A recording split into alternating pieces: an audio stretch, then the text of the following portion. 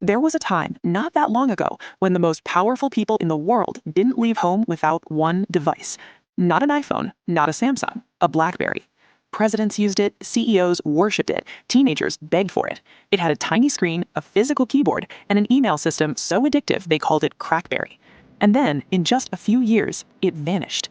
Not slowly, not gracefully. It collapsed so completely that a generation of smartphone users has never even held one.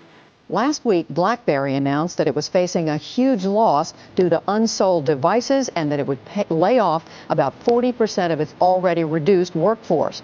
How did the company that invented modern mobile communication go from ruling the world to being a footnote in history?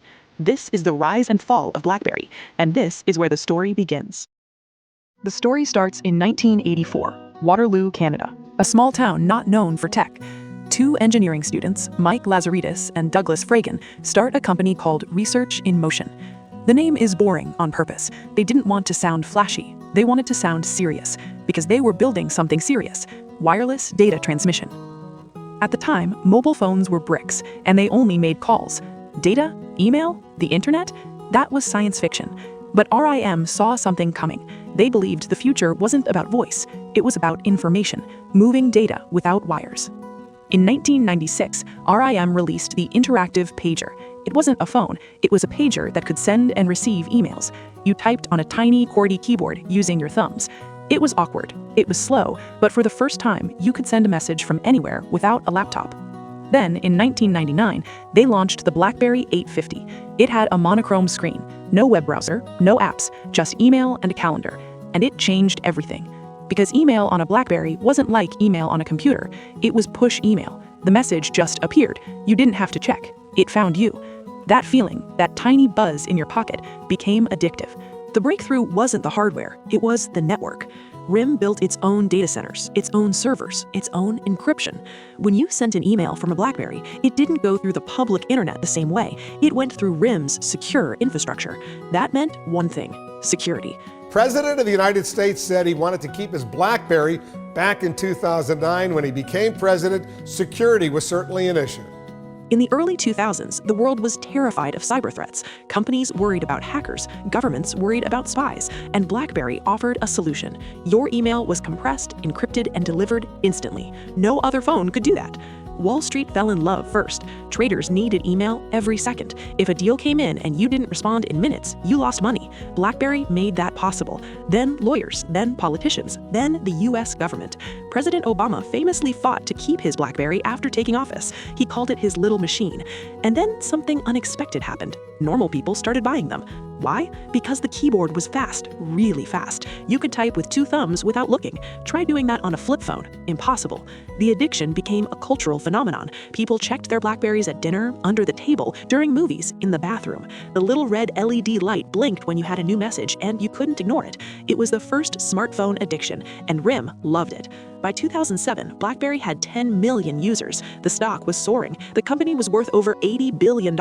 They owned messaging. They owned security. They owned the keyboard. January 9th, 2007, San Francisco. Steve Jobs walks onto the stage and says 3 words that change the world: an iPod, a phone, an internet communicator. Today, we're introducing 3 revolutionary products of this class. Is a widescreen iPod with touch controls.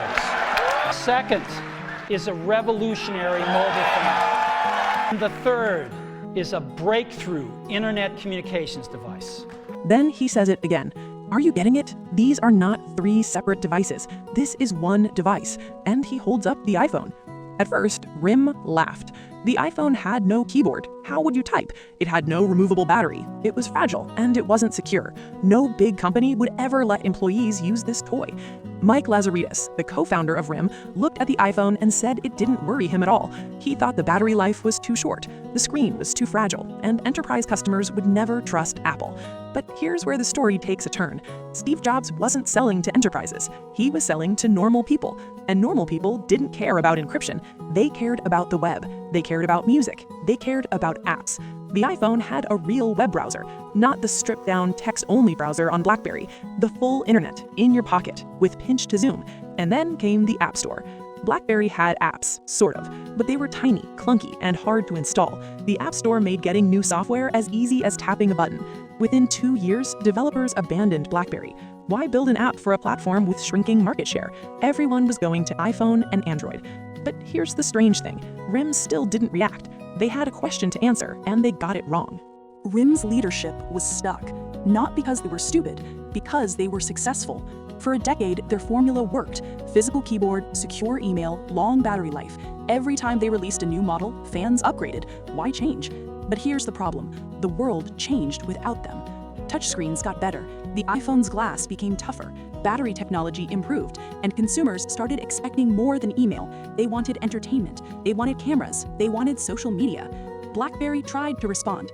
In 2008, they released the BlackBerry Storm, a touchscreen phone, no physical keyboard. It was supposed to be their iPhone killer. The Storm had a unique feature.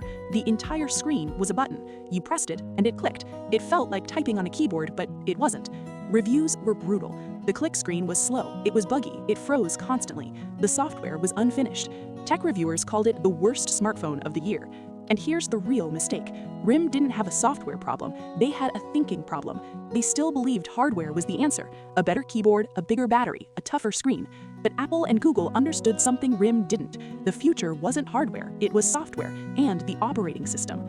BlackBerry OS was old. It was built for slow networks and small screens. It couldn't handle modern apps. It couldn't multitask properly. It couldn't compete. Google's Android was free, open, and constantly improving. Apple's iOS was locked down but beautiful. BlackBerry was neither. By 2010, RIM had a choice: rebuild the operating system from scratch or double down on what worked. They tried to do both and failed at both. The collapse was sudden, but it wasn't an accident. In 2011, BlackBerry still had 41 million users, but they were bleeding. Developers left, carriers stopped promoting BlackBerry phones, and the Playbook tablet, RIM's answer to the iPad, was a disaster. The Playbook launched without email, without calendar, without a native app for BlackBerry Messenger. It was rushed, unfinished, and it failed. Then came the outage. October 2011, BlackBerry's data centers in Europe went down, then North America, then the world. For 3 days, millions of users couldn't send or receive emails. No messaging, no browsing. Research in Motion's latest network issues have now spread to the United States, with reports of sporadic outages of BlackBerry messaging and email service. The news comes just 1 day after subscribers in Europe, the Middle East, and South America experienced similar problems. It was the worst service failure in tech history at the time. And here's the cruel irony. BlackBerry built its reputation on reliability, on always-on email. And when it broke, people realized they didn't need it anymore. They switched to iPhones, they switched to Androids, and they didn't come back. In 2013, RIM rebranded. It changed its name to BlackBerry, and it launched BlackBerry 10, a brand new operating system built from scratch. The phones were actually good. The Z10 had a smooth interface. The keyboard, on screen, learned how you typed. Critics liked it. But it was too late. By then, iPhone and Android had 95% of the market. No one wanted to buy a phone with no apps. No one wanted to be the weird person with a BlackBerry. Sales were terrible. In 2014, BlackBerry sold just 1.9 million phones. In 2015, they stopped making their own devices. They outsourced to factories in China and Indonesia. The company that invented the smartphone market was now a ghost. Most people think BlackBerry died in 2016. They're wrong. BlackBerry didn't die. It just stopped making phones. Here's the twist. Under the surface, BlackBerry had another business, a boring one, a profitable one: software. Remember QNX? It was a real-time operating system BlackBerry bought in 2010. It wasn't flashy, it didn't have apps, but it was incredibly stable, and it was perfect for cars. Today, BlackBerry QNX runs in over 200 million cars: Ford, BMW, Volkswagen, Toyota. Your car's dashboard, your backup camera, your navigation system. It might be running on BlackBerry software. Why? Because QNX is secure. It's certified for safety-critical systems. If your phone crashes, it's annoying. If your car's operating system crashes, people die. BlackBerry also built a cybersecurity division. They bought Cylance, an AI security company, for $1.4 billion. Now they protect hospitals, governments, and power plants. The company that once made the device you couldn't put down now makes software you'll never see. They don't sell to consumers anymore. They sell to other businesses. It's not glamorous, but it's profitable. In 2024, BlackBerry's software revenue was over $800 million. The phone business is gone, but the company survived. BlackBerry's leadership wasn't stupid. They were trapped. They had shareholders who wanted profits. They had employees who believed in the keyboard. They had a customer base, businesses, that didn't want change. But the consumer market moved faster than any of them expected, and by the time BlackBerry realized they needed a new operating system, it was too late to build one.